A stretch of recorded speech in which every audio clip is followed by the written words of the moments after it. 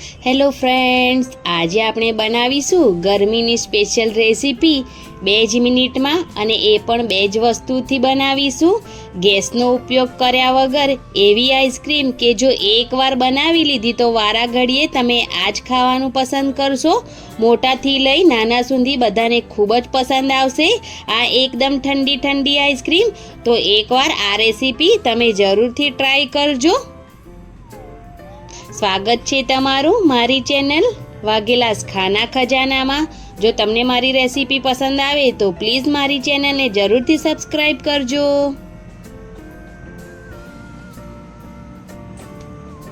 તો અહીંયા તરબૂચના મેં 2 ભાગ કરી લીધા છે, અને તેમાંથી આપણે અડધા જ તરબૂચનો ઉપયોગ કરવાનો છે, અને એક ભાગ તેને અલગથી મૂકી દઈશું. અને એક ભાગના તરબૂચને એકદમ સારી રીતે કટ કરી તેની પાતળી સ્લાઈસ કરી લઈશું. તરબૂચ એકદમ મીઠું છે, જેથી આપણી આઈસ્ક્રીમ પણ એકદમ સરસ મીઠી બનીને રેડી થશે. અને દેખાવે પણ તરબૂચ એકદમ લાલ લાલ છે.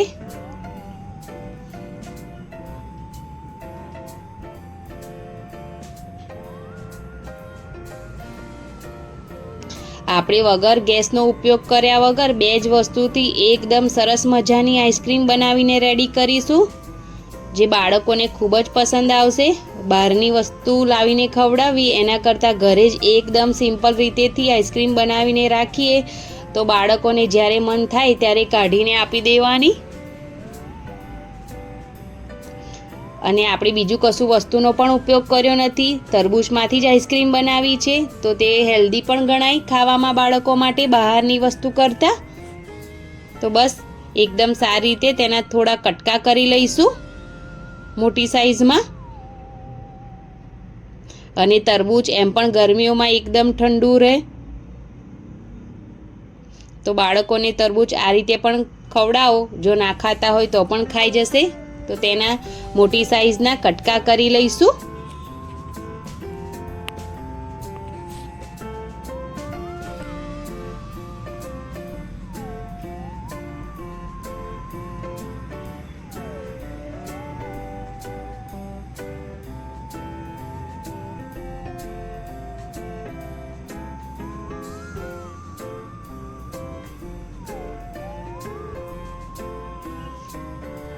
તો બધા તરબૂચના કટકા કરી લીધા છે આપણે. બીજ કાઢવાની કોઈ જરૂર નથી, કેમ કે આપણે તેને પીસવાનું જ છે. અને જો તમને કાઢવા હોય તો તમે કાઢી પણ શકો છો બીજ. હવે એક મિક્સર જાર લઈ બધા કટકા મિક્સર જારમાં નાખી દઈશું, જેટલા આવે તેટલા.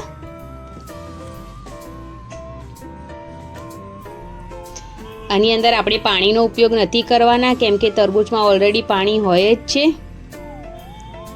તેની સાથે સાથે 2-3 ચમચી જેટલી મેં અહીંયા ખાંડ નાખી છે, અને થોડો રેડ કલર નાખ્યો છે, ફ્રૂટ કલર. એ તમે સ્કીપ પણ કરી શકો છો, ઓલરેડી તરબૂચનો કલર લાલ આવે જ છે. તો બસ સારી રીતે પીસાઈ ગયું છે, તો તેને આપણે ગાળી લઈશું એ ગળણી મૂકી, જેથી તેના બીજના જે પાર્ટ છે તે હટી જાય અને એકદમ સ્મૂથ પેસ્ટ મળી જાય આપણને. તો એ જ રીતે હું બધો જ તરબૂચને પીસીને ગાળી લઈશ. તો બસ તૈયાર છે. તમને જો થોડું ગાઢું લાગે તો તમે પાણી પણ એડ કરી શકો છો, પણ હું પાણી નથી ઉમેરતી. ફક્ત તરબૂચની જે પેસ્ટ બની છે તેમાં જ આપણે આઈસ્ક્રીમ બનાવીશું. તો બસ આઈસ્ક્રીમ જે મોલ્ડ આવે છે તેની અંદર આપણે ભરી લઈશું આ પેસ્ટ. તમે કાચના ગ્લાસમાં કે સ્ટીલના ગ્લાસમાં અથવા તો કપ જે આવે છે તેની અંદર ગમે તેમાં આ આઈસ્ક્રીમ બનાવી શકો છો.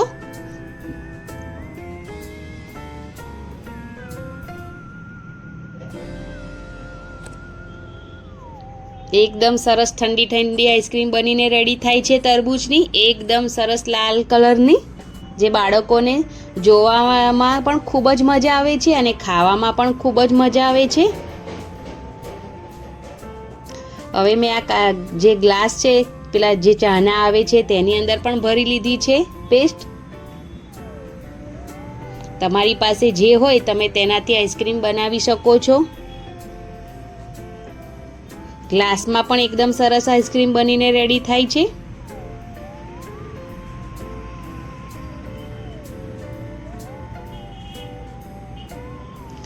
હવે સિલ્વર ફોઇલ તેની પર લગાવી દઈશું, જેથી બરફ ના જામે તેની ઉપર.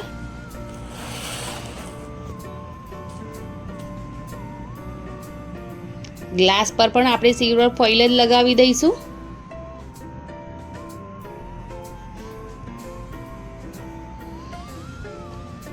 તમને આઈસ્ક્રીમ મોલ્ડ આરામથી મળી રહે છે ઓનલાઈન અથવા તો ડીમાર્ટમાં માત્ર 69 રૂપીઝમાં. અને જો તમારે તેનો ઉપયોગ ના કરવો હોય તો આવી ગ્લાસ અથવા તો કાચની કે સ્ટીલની ગ્લાસ વાટકીનો પણ તમે ઉપયોગ કરી શકો છો. તેમાં પણ આ જ રીતે આઈસ્ક્રીમ બનીને રેડી થાય છે.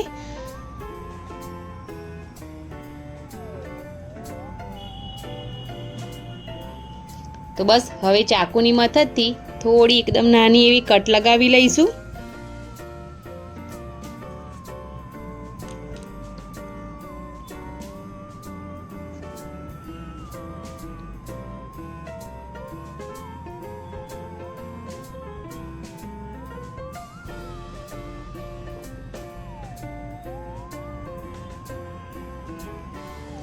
હવે આઈસ્ક્રીમ મોલ્ડ સાથે તો જે લાકડી આવે છે આપણે તેને જ નાખીશું, અને ગ્લાસમાં જે લાકડી પેલા લાકડાની જે આવે છે તે સ્ટેન્ડવાળી તેનો ઉપયોગ કરીશું આપણે.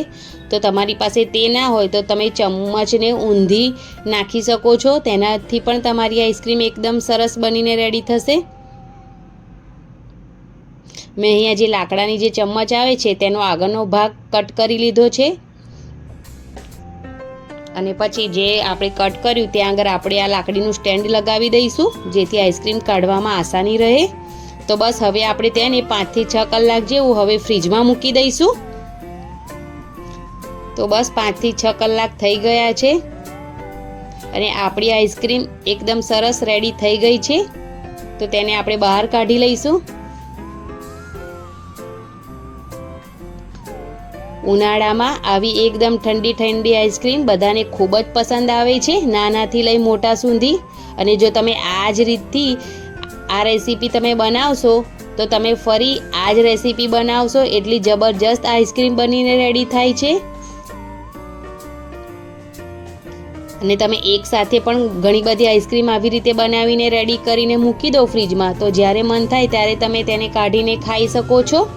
તો બસ પાણીમાં થોડું ગોળ ગોળ ફેરવી લઈશું તો આઈસ્ક્રીમ એકદમ આરામથી ગ્લાસમાંથી બહાર આવી જશે, અને તમે આ ગ્લાસ ફાડીને પણ તમે આઈસ્ક્રીમ બહાર કાઢી શકો છો. થોડું હાથેથી આપણે રગડીશું આમ ગોળ ગોળ તો એકદમ આરામથી આઈસ્ક્રીમ નીકળી જશે. છે ને, દેખાવે પણ ખૂબ જ સુંદર એવી આઈસ્ક્રીમ રેડી થઈ ગઈ છે આપણી. તો તેને આપણે એક થાળીમાં મૂકી દઈશું, અને એ જ રીતે આપણે બીજી બધી આઈસ્ક્રીમ કાઢી લઈશું. તમારે જેટલી ખાવી હોય તમે તેટલી આઈસ્ક્રીમ કાઢીને રાખી શકો છો, અને બાકીને ફ્રીજમાં જ રાખજો, ડીપ ફ્રીજમાં. જ્યારે મન થાય ત્યારે કાઢીને ખાવાની. બાળકોને બહારનું બધું આપવા કરતાં ઘરે જ આવી રીતે એકદમ સરળ રીતથી આપણે આવી જ રીતે આઈસ્ક્રીમ બનાવીને આપીએ તો ખૂબ જ સારું. નાના બાળકોને પણ આપી શકાય એવી આઈસ્ક્રીમ છે. અને તમે મારી રેસીપી ફૂલ વિડીયો વોચ કરીને જરૂરથી બનાવજો, અને પ્લીઝ મારી ચેનલને જરૂરથી સપોર્ટ કરજો. હું ઘણા બધા વિડીયો બનાવું છું પણ મને સપોર્ટ બિલકુલ નથી મળતો મારી ચેનલને. તો પ્લીઝ તમે મારી ચેનલને જરૂરથી સપોર્ટ કરજો, મારે તમારા સપોર્ટની ખૂબ જ જરૂર છે. તો બસ જે મોલ્ડવાળી આઈસ્ક્રીમ છે તેને પણ આપણે કાઢી લઈશું તે જ રીતે. તો તે પણ એકદમ સરસ રીતે નીકળી જાય છે, અને એ જ રીતે આપણે હવે બધી જ આઈસ્ક્રીમ કાઢી લઈશું. તો બસ અહીંયા મેં બધી જ આઈસ્ક્રીમ કાઢી લીધી છે, અને થોડી ગ્લાસમાં પણ રહેવા દીધી છે. જેટલી ખાવાની હતી તેટલી જ બહાર કાઢી છે. તો તમે જોઈ શકો છો એકદમ લાલ કલર આવ્યો છે. તમે કલર નહીં નાખો તો પણ તરબૂચનો ઓલરેડી લાલ કલર જ હોય છે, તો પણ તમારી આઈસ્ક્રીમ એકદમ લાલ કલરની જ બનીને રેડી થશે. તો જો તમને મારી આ આઈસ્ક્રીમની રેસીપીનો વિડીયો પસંદ આવે તો પ્લીઝ મારી ચેનલને જરૂરથી સબસ્ક્રાઈબ કરજો, અને આઈસ્ક્રીમ બનાવી અને મને જરૂરથી કોમેન્ટ કરીને જણાવજો કે તમને મારી આ રેસીપી કેવી લાગી. પ્લીઝ લાઈક અને શેર કરવાનું બિલકુલ ના ભૂલતા, અને મારી ચેનલને જરૂરથી સપોર્ટ કરજો. Thank you.